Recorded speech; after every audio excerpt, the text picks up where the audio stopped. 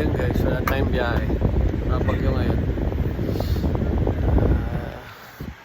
May bagyong Q1, super typhoon. Ayan, tulog si Kulit. Dito lang kami sa loob ng kwarto. Si Joyce, isa ako kumakain. Naantabayan na namin yung lakas ng ulan eh. Tsaka ng hangin. Kasi mamaya pagising namin wala na kaming bubong. Sira-sira na nga. Makawalan pa kami ng bubong. Ayan. Si Kulit pagod. Tayo talaga wala tayong magagawa. Fix muna tayo. Pag nagka-budget na tayo, pagawa na natin yan.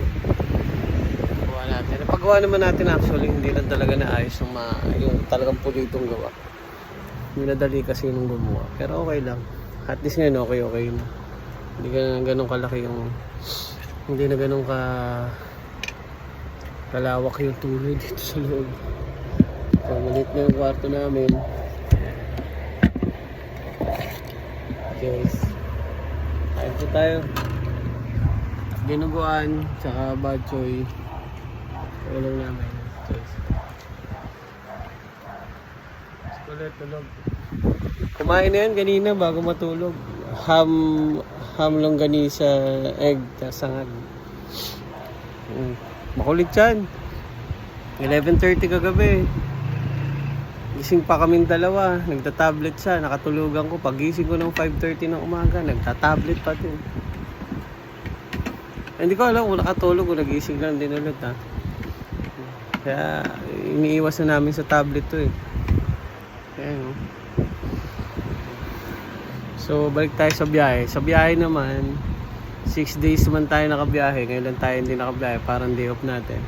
Sakto lang din. Kumita naman tayo ng medyo decente. May pambili tayong ulam, panggastos.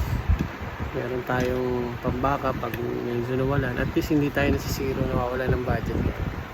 Unlike dati, unlike before dito sa mga dati nating mga racket, talagang tapusin ka. At least ngayon dito sa biyahe, medyo maganda yung labanan. Basta masipag ka, kikita ka.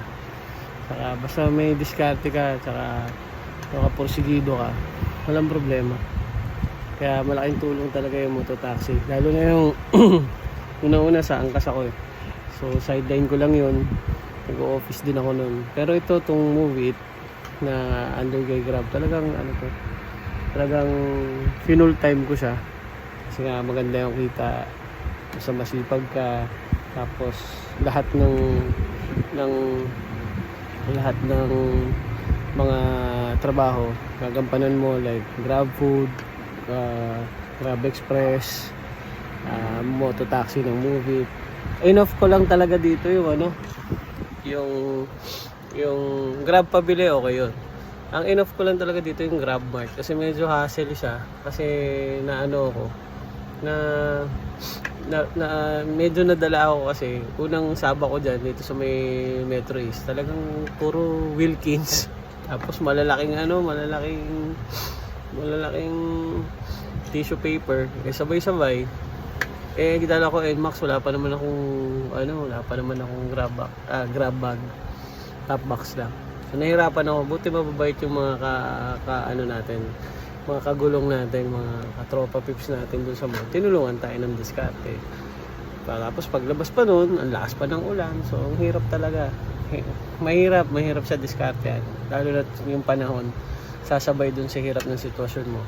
Nasa iyo yun kung mabibreak yung yung focus mo. Pero pagka ganung sitwasyon, never ka magbe-break ng focus. Lagi mong isipin, madali lang yan. Ako pag umuulan, minsan kalokong ako, iniisip ko, sabi ko, lang yan, wallpaper lang yan, hindi yan totoo. Kapag mainit, ganun din.